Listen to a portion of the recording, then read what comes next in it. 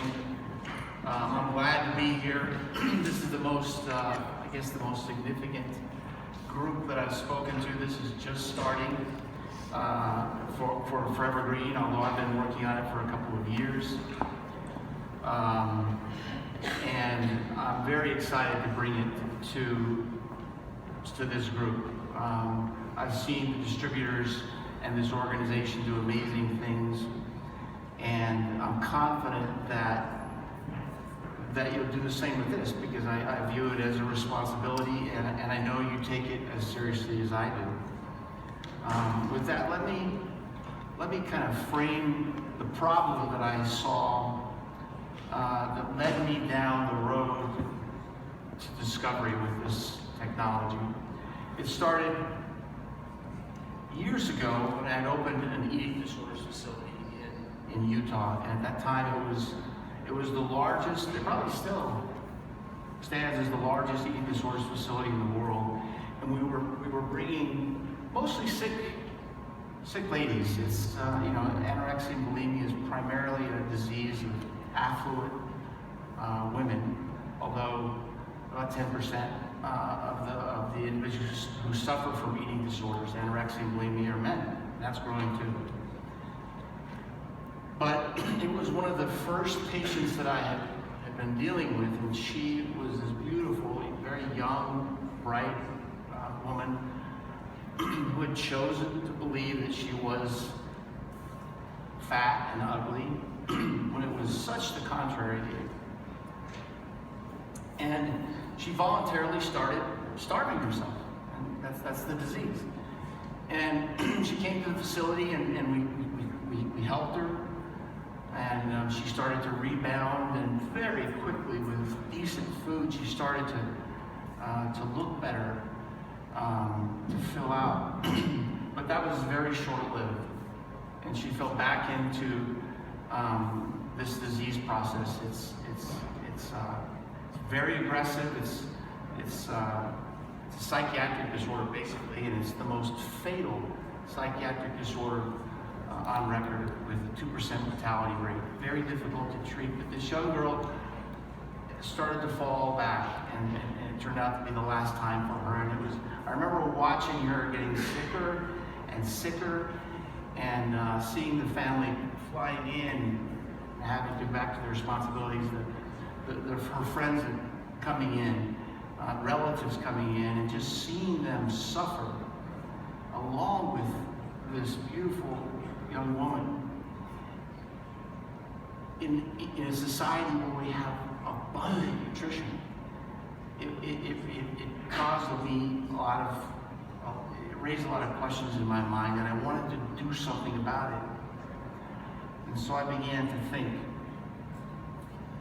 And after years of study and looking into the research, I still couldn't quite put the pieces together for this solution that I had brewing in my mind, and that I was pursuing so aggressively. Well, I was lucky. I'd been working with a young man for a couple of years at that point in the laboratory at the university, and I took it to him. And his name, we learned a little bit about him, Bala Ati. I said, well, look, this is, I told him what was going on. He immediately said, let's do this. And he had an idea about how to focus this issue, how to drive toward a solution, where I was having trouble coming and focusing and actually formulating a final answer. To him, it seemed clear. And we went into the lab, and we were there for about 9 months, and came out with data that was very impressive. And that was the beginning. Bala is a very special guy.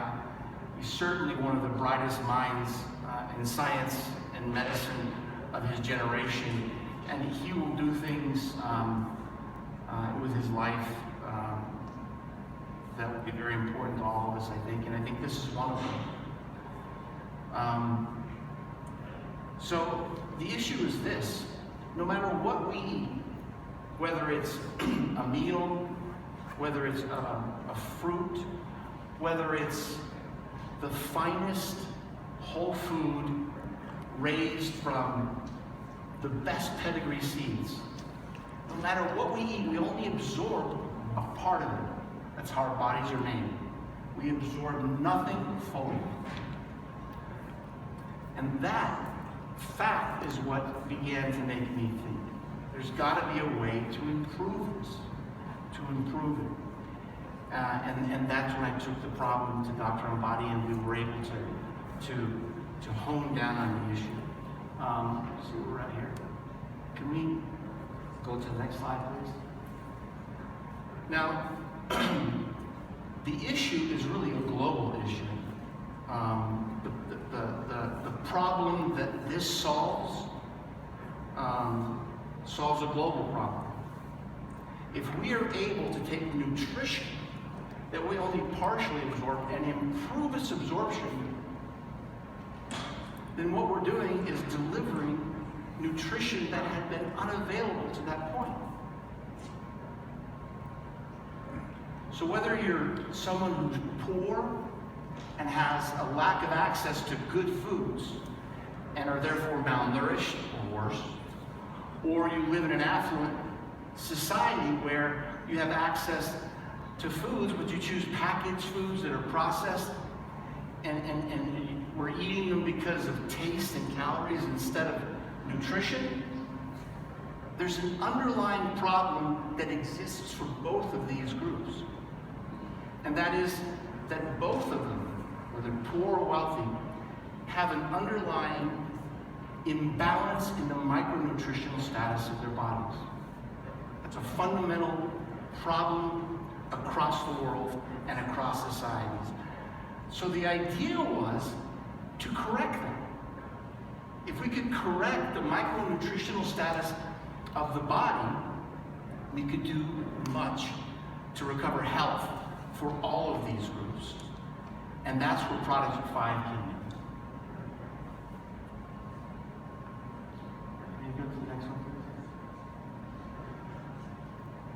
We developed a technology that allowed for the improved absorption, the enhanced absorption of nutrition.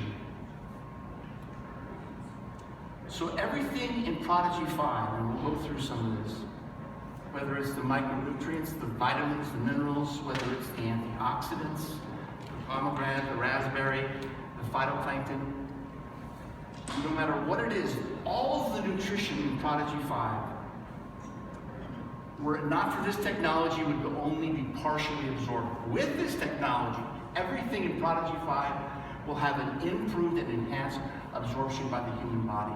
And that is the difference, and that's the big difference. Next, please. So let's look at how Prodigy 5 has been engineered and put together. It starts with micronutrient formula. And Dr. Ambati and I spent months on this. We reviewed the literature for decades. And what we wanted to achieve is a formulation that would help as many people as possible. And we came up with this formulation for general health and for eye health. Dr. Ambati is an eye specialist. Not only was he a doctor at 17, he was a surgeon, I think, by 20. But he's an eye specialist. He travels around the world. About 20% of his time is donated to restoring vision for people who could otherwise not have those services. So eye health was a big deal for us as well. I work in the university in that area as well. We work on eye disease. Next, please. Why did we pick the micronutrients that we chose for Prodigy 5?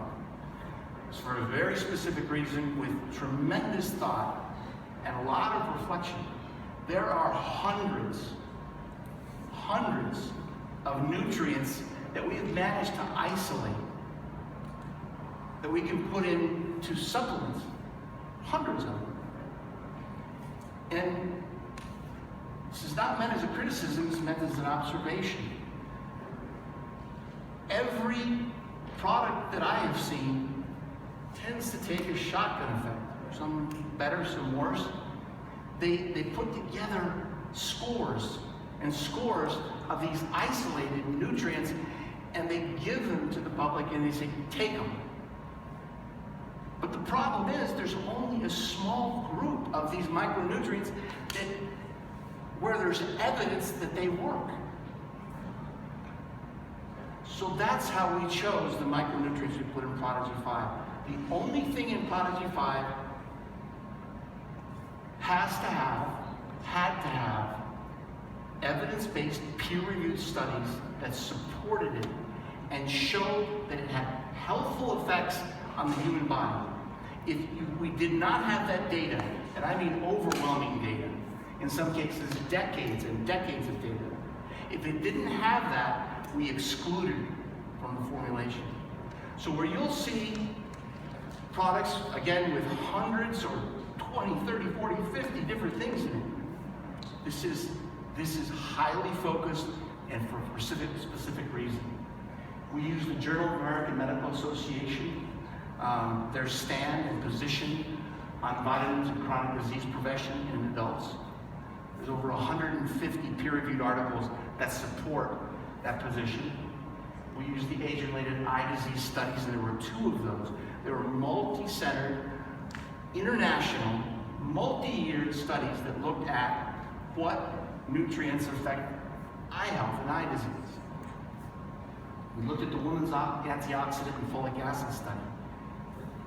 You know, at first we used those top 3 as references and began to formulate around that. And Bala said there's a beautiful series of studies around women's health and women's eye problems, and we have to incorporate that. So we've done, I think, the best job of anyone out there to put together a micronutrient list formulation that includes the best evidence and includes the greatest number of people. Next, please.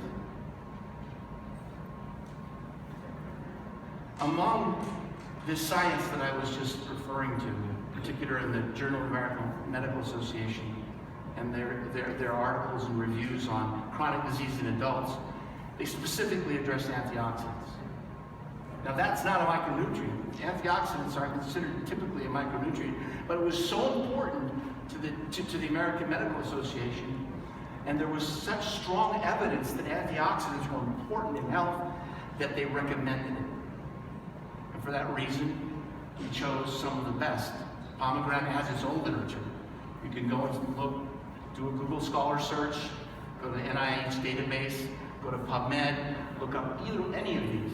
Pomegranate, raspberry, phytoplankton. Each one has its own literature. Each one has strong evidence to support why we chose it. So it took well over a year just to formulate this micronutrient antioxidant formulation. Next, please. That brings us to the technology itself. And this is what was swimming in my mind for so long. I would dream about it, and I would think about it, and I would draw images of it, and I would read articles about it. And I knew that there was a way that we could tap in to that top end of food absorption. We only absorb this much, no matter what it is. Some a little bit, some a lot, but there's always more that we can tap into. And I was thinking, how can we do this in a safe, effective way that can help the greatest number of people? And this is the solution. It can be simplified, pretty much. It can get as complicated as we want to make it, and there's an entire science behind it. And it would really take a lifetime to answer the question, but simply put, the technology to enhance or increase absorption of nutrition in this product has 2 components, 2 molecules. This is 2 views of one of the molecules. This is an on-phos. you're looking right down the barrel of this molecule. On the right, you're looking at it from the side. There's a cavity in the middle, pretty obvious. There's a cavity right in the middle. And that cavity has an affinity for very specific things. Some things can go in, some things can't go in. Some things go in and want to stay, other things go in and are ejected. But we have this cyclic sugar, naturally occurring cyclic sugar, as the first part of it. And it functions as two primary functions. It allows the next molecule that I'll talk about to actually become soluble, to enter solution. Without this, the molecule I'll talk about in a moment could not enter solution. It would sit and sit on top of the water, very water hating. It's hydrophobic. It loves fat. So this allows it to go into solution, but once in solution, it protects it as it goes through the harsh environment of the GI tract, which is very harsh. The stomach is about a pH of 2, incredibly high levels of hydrochloric acid. You and I would die quickly. This protects that critical second molecule that I'll discuss. There is actually a coupling that occurs. Next, please. The second molecule. It's an alkaloid, naturally occurring, 97% pure. Again, it's very lipophilic. It loves fat, it hates water, doesn't want to go into solution. But the thing is, we need to get to the small intestine, because once it's in the small intestine, it does a lot of things, more than we can even begin to talk about. We'll begin to talk about it. But the dentin will take a while. It does a lot of really interesting things at the level of the intestine. Next, please. So this, in simple terms, is what happens. Because of the fat-loving nature of this alkaloid, and because of the environment in the cavity of this cyclic sugar, they will mate for each other. They come together naturally. Because the interior of this structure is fat-loving. It targets this alkaloid. And they come together in what is called, in the literature and in science, a coupling. It's not a bond, it's not a hydrogen bond, it's not an electrochemical interaction. It's one of the most gentle and structurally preserving interactions of molecules that we know about. So the alkaloid enters this almost custom-made cavity, and now they are a complex, and they exist together. And we mix them in the micronutrients and the antioxidants that I described, so now it's a unit, and that is Prodigy 5.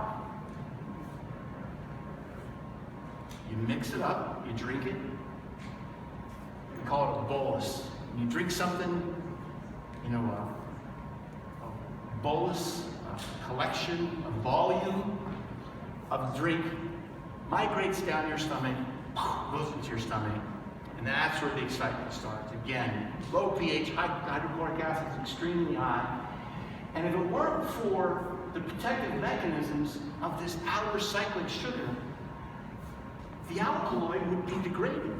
It would begin to degrade very quickly. Some would survive, especially at if you give higher doses. This has also allowed us to maintain the dose at a low level. It protects it, but it's taking a beating as it does so.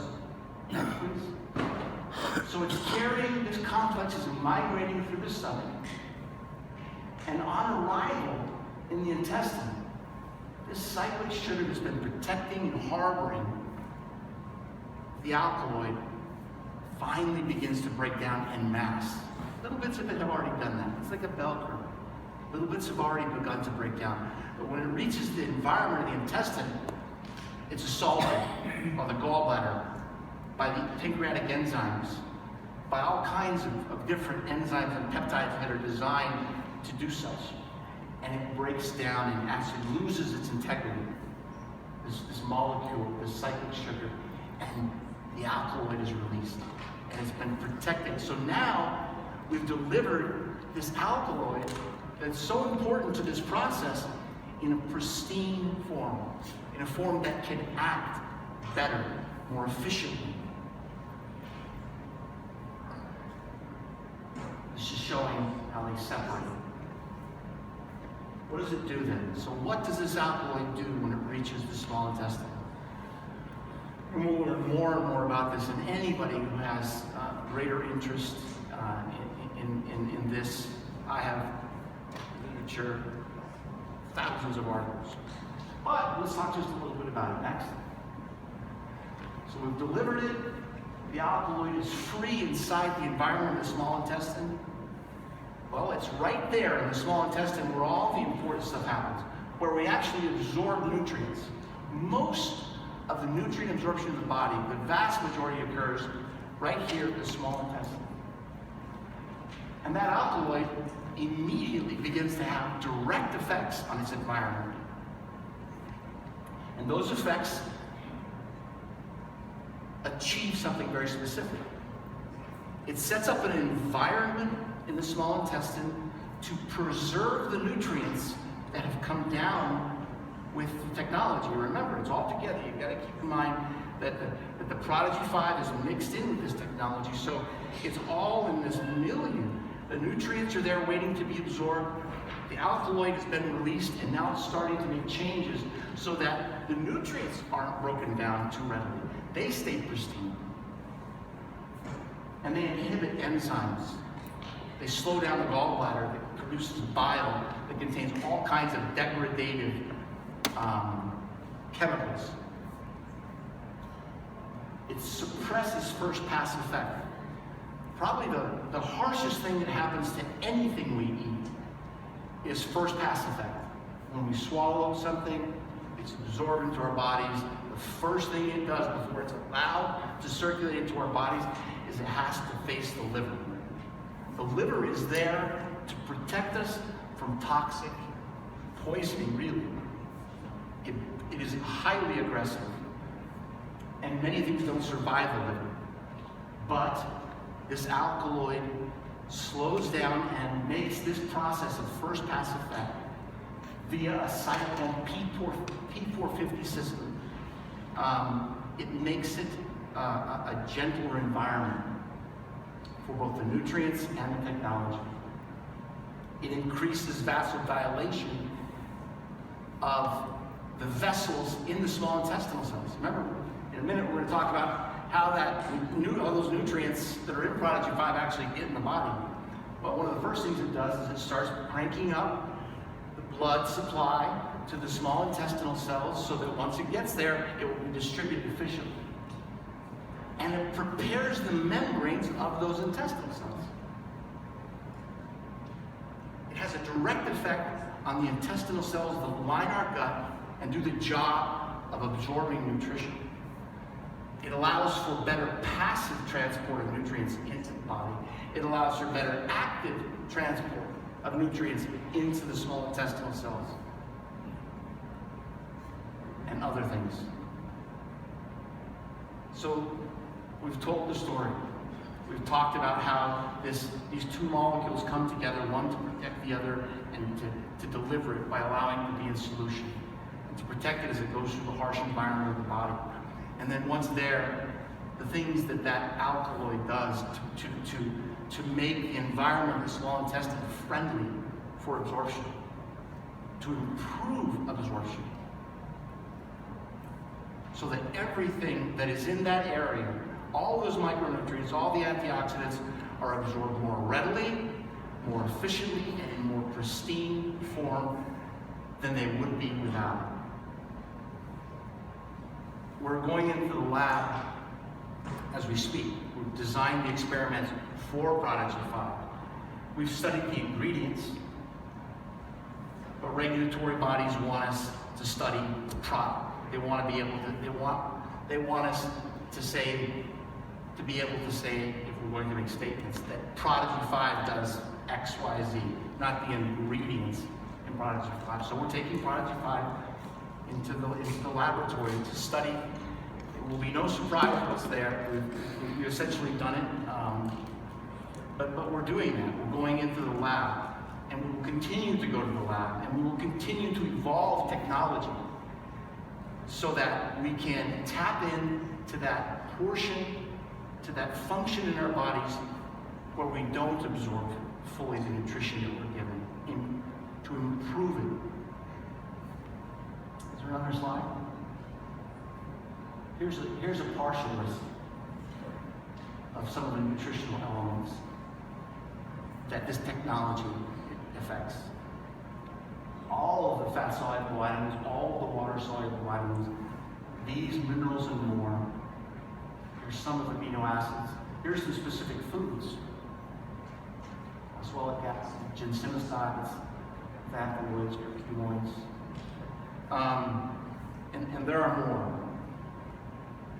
And again, the technology will continue to evolve so that the goal is to have ultimately a tool to increase and improve nutrition of every nutrient that we consume. Pretty close, but we want to have it all. Next, please. But I think it's really important as we talk about these things, as we learn about what I'm discussing, about the technology, not just the delivery technology, but the micronutrient technology. As we go down that road together and as we learn more and more about it, that we have the right people around us. That's why people like Dr. Ambati are here. At this moment, right now, we have some of the brightest minds in science working on this issue. And they're doing it for us, they're doing it for me, they're doing it for you, but more importantly, they're doing it for this organization, for Forever Green. Because I believe, Dr. Ambati believes, that this technology, with it comes a responsibility. If you can change the life in a significant way of anyone, poor or rich, on that side of the world or this, friend or stranger, you have that responsibility. And by knowing about this, and as you learn more about the elegant and responsible ways that we can improve utilization of nutrition globally, that responsibility becomes a greater burden. So please, join me and join this amazing organization, and let's take this to the world and make a difference.